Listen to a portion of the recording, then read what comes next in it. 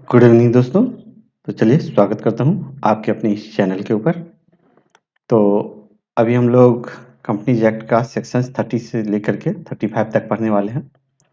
तो जिन लोगों को ने पहले का वीडियो नहीं देखा है उन लोगों से रिक्वेस्ट है कि पहले जो भी आई हुई है कंपनीज एक्ट की वीडियो वो देख लें, क्योंकि ये एक सीरीज की तरह है, एक दूसरे से कनेक्टेड है। तो आप यदि एक सेक्शंस नहीं देखे हैं तो दूसरे सेक्शंस को देखने आएंगे तो जरूर आप फंस जाएंगे, आपको उतने अच्छे से समझ में नहीं आएगा। तो अभी तक हमने सेक्शंस 29 तक को डील कर रखा है, तो अभी हम लोग 30 से 35 तक को करेंगे। तो चलिए बिना विलंब किए हुए वीडियो की शुरुआत करते हैं। और हाँ, जिससे भी यह पीडीएफ मिले वो यहाँ डायरेक्ट क्लिक हेयर पे क्लिक करके आप वीडियो को देख सकते हैं। और आप लोग टेलीग्राम चैनल से जुड़ जाइए, क्योंकि मैं ये पीडीएफ को टेलीग्राम चैनल पे ही डाल देता हूँ, तो वहाँ से आपको ये पीडीएफ डायरेक्ट मिल जाएगी। तो चलिए बिना विलंब किए हुए वीडियो की शुरुआत करते हैं। तो अभी मैंने इसका इंट्रो वीडियो बनाया था जिसमें मैंने सिलेबस को बाइफरकेट किया था।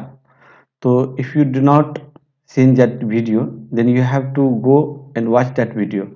अगर आप उस वीडियो को नहीं देखेंगे तो आपको एक रफ आइडिया नहीं मिलेगा कि इसमें पढ़ना क्या क्या है। तो अभी तक हम लोगों ने ये पोर्शंस कर लिया है, ये पोर्शंस कर लिया है। अभी हम लोग इसमें और 23 से सेक्शन 23 से 41 तक पढ़ने वाले हैं, जिसमें कि 23 से 29 तक हम लोगों ने कर रखा है। आज 30 से लेकर के 35 तक करेंगे, ठीक है। आज 35 तक करेंगे, इसके बाद फिर देखते हैं कि क्या किस तरह से हो पाता है। तो अभी पार्ट 1 कर रहे हैं इसका, prospectus and allotment of securities का। तो चलिए आगे बढ़ते हैं इसी सीरीज में। तो देखिए सेक्शन 30 बोलता है एडवर्टाइजमेंट ऑफ प्रोस्पेक्टस। ये प्रोस्पेक्टस के एडवर्टाइजमेंट्स के बारे में बोलता है। तो इसमें आपको क्या क्या स्पेसिफाई करना है, इसमें amount of share capital specify करना है, और the name of the signature to the memorandum signature करना है, और number of share subscribed by them and its capital structure. तो ये सब जो है आपको एडवर्टाइजमेंट में मेंशन करना है, ठीक है। तो चलिए सेल्फ प्रोस्पेक्टस में क्या होता है कि आप 31 है सेल्फ प्रोस्पेक्टस, तो आप ये सेक्शंस भी याद रखें कि 31 सेल्फ प्रोस्पेक्टस, 31 सेल्फ प्रोस्पेक्टस, तो ये आपको याद रखना पड़ेगा, ठीक है। तो चलिए इसमें देखते हैं कि क्या होता है। Securities or class of securities issued for subscriptions in one or more issues over a certain period without the issue of a further prospectus, ये इस चीज के बारे में बोलता है, ठीक है। तो अभी हो सकता है आप लोग को इसमें कंफ्यूजन होगा कि sir securities or class of securities issued for subscriptions in one or more issue over a period without a issue of a further prospectus. तो ये बोलना चाह रहा है कि एक बार सेल्फ प्रोस्पेक्टस आपने इशू कर दिया है तो इसके बाद आपको दोबारा प्रोस्पेक्टस को इशू करने की जरूरत नहीं है, ठीक है। तो ये चीज बोलना चाह रहा है। देखिए filing of self prospectus with the registrar, आपको जब रजिस्ट्रार के साथ आप इसको फाइल करते हैं तो जो फर्स्ट ऑफर होता है वो फर्स्ट ऑफर जो होता है of a security not exceeding 1 year as period of validity of such prospectus. तो मतलब फर्स्ट ऑफर जो है, इसका मतलब कहने का एक लाइन में आप ये समझिए कि जो प्रोस्पेक्टस होता है सेल्फ प्रोस्पेक्टस, इसका वैलिडिटी जो है, वैलिडिटी की बात कर रही है, वैलिडिटी जो है सो 1 ईयर हुआ, ठीक है। तो ये चीज बोलना चाह रहा है, ये थोड़ा सा घुमा के बोला गया है, ठीक है। और सेकंड सब्स्टिट्यूएंट ऑफर्स में जो है आपको कोई जरूरी नहीं है फर्दर प्रोस्पेक्टस की, ठीक है। तो ये चीज बोलना चाह रहा है। बट इसमें क्या है कि जब आप कोई भी चेंजिंग करते हैं, न्यू चार्जेस क्रिएटेड, आप कोई भी नया चार्ज लगाते हैं या कोई चेंज आता है फिनेंशियल पोजीशंस में, तो आपको क्या करना होता है, एक इंफॉर्मेशन ऑफ मेमोरेंडम जो है आपको ये फाइल करना पड़ता है, ठीक है। तो यही इस चीज के बारे में बात कर रहा है, ठीक है। चलिए अब आगे बढ़ते हैं। तो इसी में देख लीजिए कि ये जो इंफॉर्मेशन ऑफ मेमोरेंडम जो ये फाइल करता है, ये इसका एक टाइम पीरियड होता है, ठीक है। तो ये देख लीजिए कि ये जो इंफॉर्मेशन ऑफ मेमोरेंडम जो फाइल होता है, तो मैं रेड पेन ले लूँ। ये जो इंफॉर्मेशन ऑफ मेमोरेंडम जो हम लोग फाइल करते हैं, ये कब फाइल किया जाता है, ये सेकंड पॉइंट है, यही इसी सेकंड पॉइंट को मैंने थोड़ा सा इनलार्ज करके लिखा हुआ है, ठीक है। तो ये हम लोग कब फाइल करते हैं, जब कोई चेंज होता है तब, ठीक है। कोई चेंजेज होता है फिनेंशियल पोजीशंस में तब, ठीक है। तो हम लोग इसको करते हैं। तो इसका वैलिडिटी कब होता है, तो ये PS2 में फाइल किया जाता है, ठीक है। PS prospectus and allotment of securities इसका फुल फॉर्म हुआ। और ये जो है ये आपका companies registrations, offices and fees rules. It's described under companies registrations and offices rules, and it should be filed within 1 month prior to. तो ये जो है आपको 1 मंथ पहले फाइल करना रहता है। एंड इफ और इसका क्या होता है कि यदि if any other person will not happy with this decision, then they have withdrawn facility and they can withdraw their applications। तो वो क्या कर सकता है, तो वो जो भी डिजायर होता है वो अपना एप्लीकेशंस को विड्रॉ करता है। और इसमें क्या होता है कि जो जो भी विड्रॉ करेगा तो उसका मनी जो है आपको रिफंड कर देना है विद इन 15 डेज। तो विद इन 15 डेज के अंदर जो है आपको मनी को रिफंड कर देना है, ठीक है। तो ये सेल्फ प्रोस्पेक्टस बोलता है। हम लोग ने रेड हियरिंग प्रोस्पेक्टस के बारे में जाने थे कि ये प्राइस डिस्कवरी में काम किया जाता है, प्राइस डिस्कवरी में होता है। ये इनकम्प्लीट प्रोस्पेक्टस होता है, ठीक है, ये इनकम्प्लीट प्रोस्पेक्टस होता है।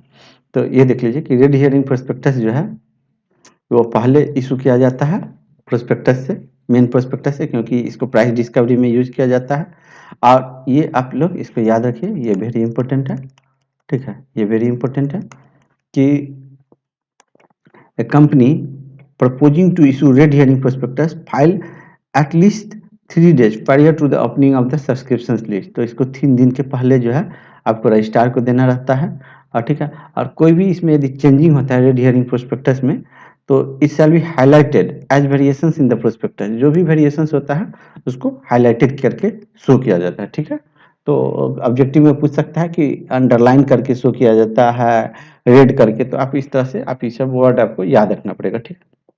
चलिए हम लोग 33 सेक्शंस में चलते हैं। 32 हम लोग ने पढ़ लिया रेड हियरिंग प्रोस्पेक्टस। 33 में देखते हैं कि 33 में issue of applications form for securities, ठीक है। तो ये जो है no form of applications for the purchase of any securities of a company shall be issued unless, कोई भी फॉर्म को जो है अनलेस इट accompanied by एवरेज प्रोस्पेक्टस। तो जब भी आप एप्लीकेशंस इशू करते हैं तो उसके साथ एप्लीकेशंस के साथ जो है आपको एवरेज प्रोस्पेक्टस, जो शॉर्टकट में जो प्रोस्पेक्टस रहता है, ये मतलब सारांश रहता है प्रोस्पेक्टस का, इसको जो है आपको उसके साथ लगाना पड़ता है, ठीक है। लेकिन इसमें क्या है कि ये चीज जो है अप्लाई नहीं होता है। देखिए provided that nothing in this subsection shall apply, ये जो सबसेक्शन अप्लाई नहीं होता है कब, जब जो है सो बोनाफाइड इन्विटेशन दे दिया जाता है पर्सन्स को enter into an underwriting agreement.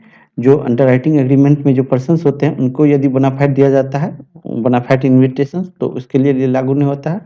और in relations to securities which we are not offer to public, और जो ऑफर पब्लिक को नहीं किया गया है उसके लिए। और ये आप लोग याद रखिए, ये आपको याद रखने की जरूरत है कि if a company makes any default in complying with the provisions of this section, it shall be liable to a penalty of 50,000 rupees for each default। ठीक है, तो 50,000 रुपीज each default यहाँ पे है। तो ये पेनल्टी वाला सेक्शन, यहाँ पे आपको पेनल्टी जो है याद रखना है, ये वेरी इंपॉर्टेंट है। 50,000 rupees each default, 50,000 rupees each default, ठीक है। अब देखिए सेक्शन 34 बोलता है कि आपको जो है सो क्रिमिनल लायबिलिटी होता है मिस स्टेटमेंट इन प्रोस्पेक्टस। यदि आप स्टेटमेंट में मिस स्टेटमेंट करते हैं प्रोस्पेक्टस में, तो then you have to charge under liability, under the criminal liabilities. But this sections is not in our syllabus. ये जो सेक्शंस है 447, it's not our syllabus, but we have to study indirectly because so many places it's mention that under 447 it's liable, under 447 punishments will be given under 447। तो इसीलिए ये आपका syllabus में नहीं है, बट एक बार आपको पढ़ने की जरूरत है क्योंकि बहुत जगह आपको अंडर 447 है, ठीक है। तो सेक्शन 34 में क्रिमिनल लायबिलिटी है और सेक्शन 35 जो अपकमिंग स्लाइड है उसमें सिविल लायबिलिटी है, ठीक है। देखिए सेक्शन 4, देखिए तो सबसे पहले हम लोग जान लेते हैं कि लायबिलिटी कितने टाइप्स के होते हैं। तो लायबिलिटी आपका 2 टाइप का होता है, criminal liability and civil liability, ठीक है। इसमें क्या होता है कि आपको ट्रीटमेंट किया जाता है, पनिशमेंट किया जाता है सेक्शन 447 के अंदर, ठीक है। इसमें भी आपको मौका दिया जाता है सुनने के लिए, ठीक है, रीजनेबल ग्राउंड टू बिलीव, ठीक है। और इसमें क्या होता है कि ये सिविल लायबिलिटी है, इसमें किस किस को पेनल्टी किया जाता है, कंपनी को, डायरेक्टर को, प्रपोज डायरेक्टर को, promoter, expert and the one who authorised. तो क्या है उसको केवल कंपनसेशन पे करना है, ठीक है। लेकिन डिफेंस में क्या है कि यदि वो विथड्रॉ कर लिया होगा या मतलब अपने सूझबूझ से या उस समय जो रूल था उस रूल के अकॉर्डिंग उन्होंने अपनी सहमति दी होगी और बाद में रूल चेंज हो जाएगा, तो इस तरह से बिलीव ऑन कंसेंट, तो इस तरह से आप उसको गलत नहीं कर सकते हैं क्योंकि उस समय में अपने वो बिलीफ के अनुसार उन्होंने कहीं सही काम किया था। इशूड विदाउट हिज नॉलेज, और यदि विदाउट हिज नॉलेज है तो उसको बचने का मौका दिया जाता है। ठीक है, देखिए अब इसमें क्या होता है सिविल लायबिलिटीज में, loss damage, loss damage is an essential condition, इसको जो है आपको 908 सिविल प्रोसीड्यूर कोड 908 इस पे एप्लीकेबल होता है।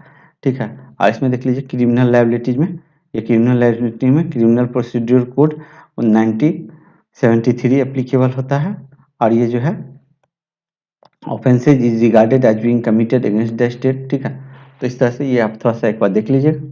चलिए अब सेक्शन 447 में क्या कहता है कि any person or any other person with convenience, any person or any other person with convenience, ठीक है, वो इंटेंटेड फ्रॉड करता है, कोई फ्रॉड करता है, एक्ट करता है, ओमिशंस करता है, कंसीलमेंट ऑफ फैक्ट करता है, या अब्यूज ऑफ पोजीशन करता है, अपने पोजीशंस का गलत यूज करता है, दे मिसयूज देयर पोजीशंस, तो और इसका और ये सब काम करता है किसके लिए, तो उसका इंटेंशंस है धोखा देना या गेन अनड्यू एडवांटेज फ्रॉम, आपको गेन उठाना या इंज्योर इंटरेस्ट ऑफ कंपनी से, शेयर होल्डर से, क्रेडिटर से, ठीक है, और एनी अदर पर्सन से, वेदर और not they is a wrongful gain और रॉन्गफुल लॉस।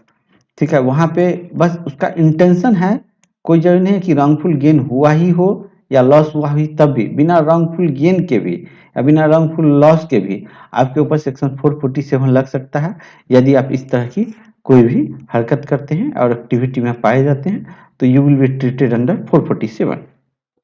ठीक है, तो देखिए 447 में क्या होता है, यहाँ पे देयर इज एक्सेप्शन, तो we have to not just go and read that point, then you will be clarify what is the exceptions। तो exceptions देख लीजिए क्या है, it is provided that nothing in this section shall apply to a person if he proves, इसको देखिए if he proves that such statement or omissions was immaterial। ठीक है, वो जो है immaterial है, और that had a reasonable ground to believe and did up to the time of issue of the prospectus believe, मतलब ये बोलना चाह रहा है कि जब प्रोस्पेक्टस इशू हुआ था उस टाइम के अकॉर्डिंग उन्होंने अपना बेस्ट दिया था, और उन्होंने अपना बेस्ट दिया था, उन्होंने जानबूझ के गलत नहीं किया था, और ये चीज़ यदि वो प्रूफ कर देता है, मान लीजिए कि आप सेक्शन 2013 है, सॉरी एक्ट 2013 है, और बाद में इसमें अमेंडमेंट हो गया 2019 में कुछ भी, और आप ये जो भी किए हुए हैं, ये मान लीजिए आप 2018 में किए, तो उस समय तो आप अपने अकॉर्डिंग बेस्ट किए 2013 के अकॉर्डिंग बतिए, बाद में पता चलेगा 2019 में कोई बोला अरे ये तो गलत कर दिया, तो ऐसा बात नहीं, उन्होंने अपने टाइम के अकॉर्डिंग लॉ के अकॉर्डिंग तो उन्होंने बेस्ट किया, तो वही यही चीज़ बोलना चाह रहा है ये। तो ऐसे केसेज में जो है आपको पेनल्टी ये अंडर सेक्शन 447 के तहत जो है आपको ट्रीट नहीं किया जाएगा। ठीक है, चलिए ठीक है, अब देखिए अंडर सेक्शन 447 में आपको पेनल्टी क्या क्या चीज़ की लगती है, तो देखिए तो इसमें बहुत सारे टाइप की पेनल्टी लगती है। देखिए अमाउंट इन्वॉल्व इन फ्रॉड, जब जब भी अमाउंट इन्वॉल्व इन फ्रॉड होता है लेस देन 10 लाख और 1% of the turn over which ever is lower, ठीक है, ये आपको याद रखना पड़ेगा।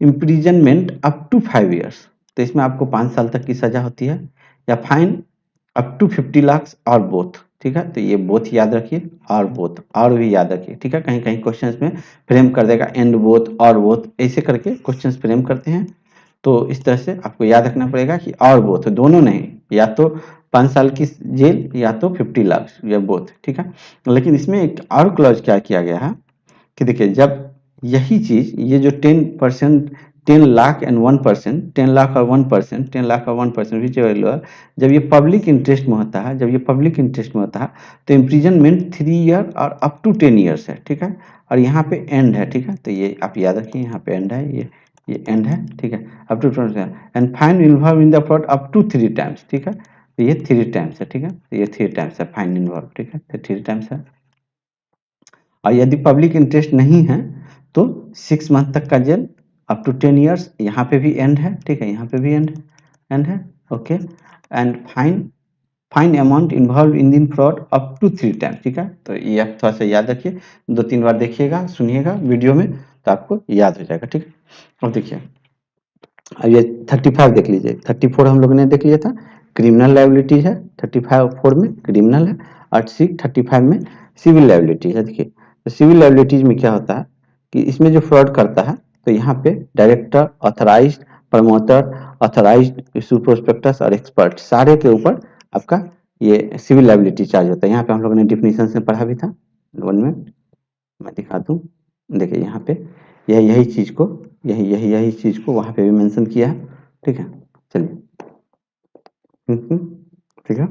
तो इन सारे के ऊपर सिविल लायबिलिटी लगता है यदि कोई भी मिसलीडिंग होता है प्रोस्पेक्टस में, ठीक है, और कोई भी लॉस होता है, तो ये सारे पर्सन जो है इनके अंदर ट्रीट किए जाते हैं, ठीक है। तो अब देख लीजिए,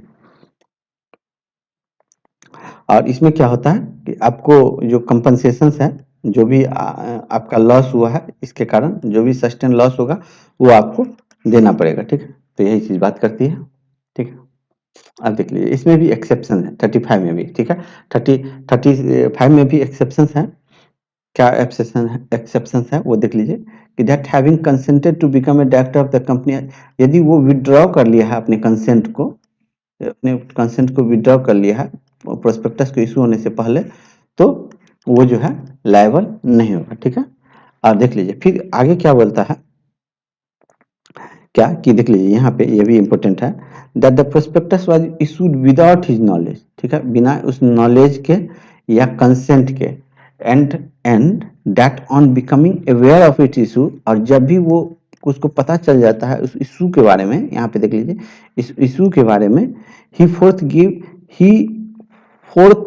फोर्थविथ gave a reasonable public notice, और यदि उसको पता चल जाता है तो वो खुद से एक पब्लिक नोटिस दे देता है, ठीक है। तो इस पर अभी हम लोग कुछ क्वेश्चंस भी प्रैक्टिस करेंगे, तो आपको पता चल जाएगा कि किस तरह से क्वेश्चंस फ्रेम होते हैं। इस तरह से अभी आपको कंफ्यूजन हो रहा होगा कि इसमें क्वेश्चंस क्या पूछेगा भाई, तो मैं अभी आपको क्वेश्चंस भी दिखाऊंगा, वीडियो में बने रहिए।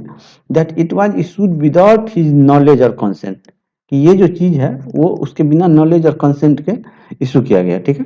और ये देख लीजिए, सी देख लीजिए, that as regard every misleading statement purported to be made by an expert or content in what purports to be a copy of, और तो ठीक है, इस तरह से आपको लग रहा होगा कि बहुत टफ है, तो मैं इसको आपको सिंपल वे में समझा दूं।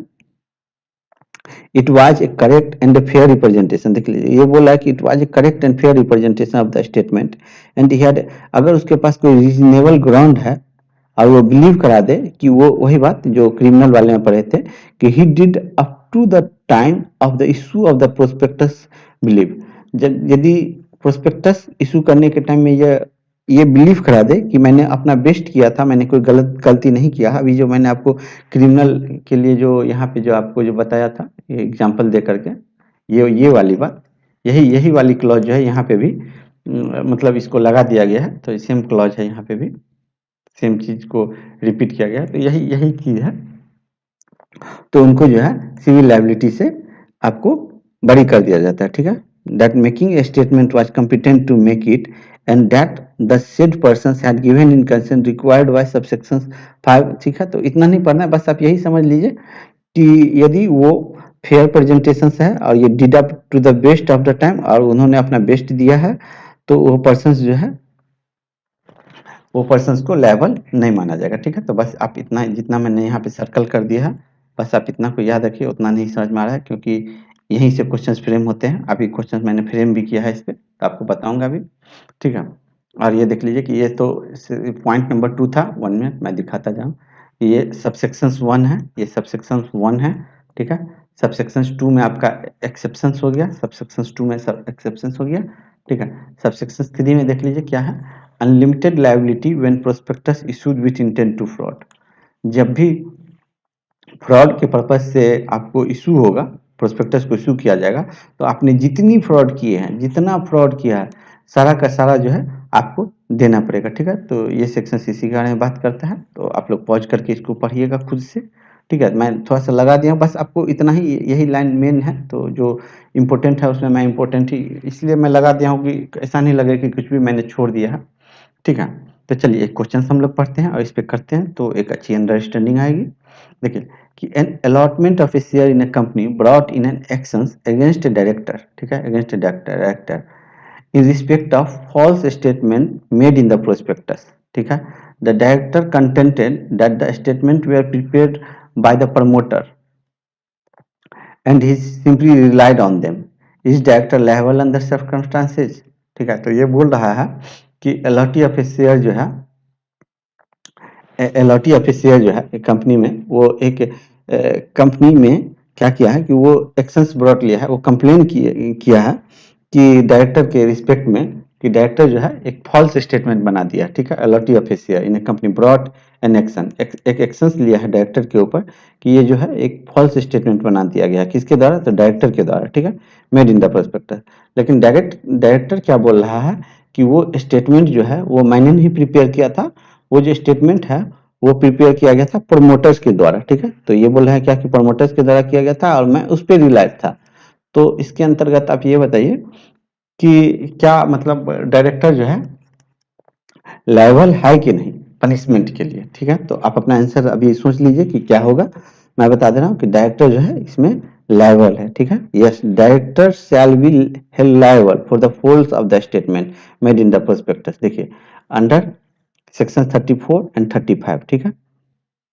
वेयर द सेक्शन 30, देखिए सेक्शन 34 बोलता है क्रिमिनल पनिशमेंट के बारे में और सेक्शन 35 बोलता है ये सिविल लाइबिलिटी के बारे में, ठीक है। तो हम लोग ने पढ़ा भी था। यहाँ पे 1 मिनट आपको पीछे दिखा भी दूं, ऐसा नहीं है कि आप कंफ्यूज हो जाए। देखिए यहाँ पे डायरेक्टर सारे के ऊपर ये पेनल्टी लगता है, ठीक है। The company and every person के ऊपर जो भी इसमें इन्वॉल्व है, ठीक है।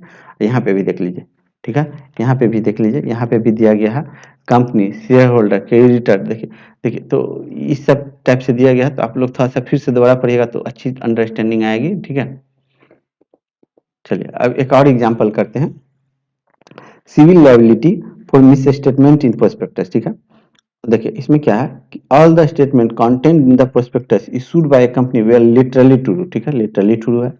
It was also stated that in the prospectus that the company had paid dividends for a member of a years, ठीक है। और वो जो है सो अपना पेमेंट डिविडेंड भी पेड कर रहा है मेंबर्स को, ठीक है, years. But there was no disclosure. देखिए यहाँ पे क्या है, क्या कि डिस्क्लोजर नहीं किया है, ठीक है, regarding the fact that dividend were paid out of realised capital profits, ठीक है।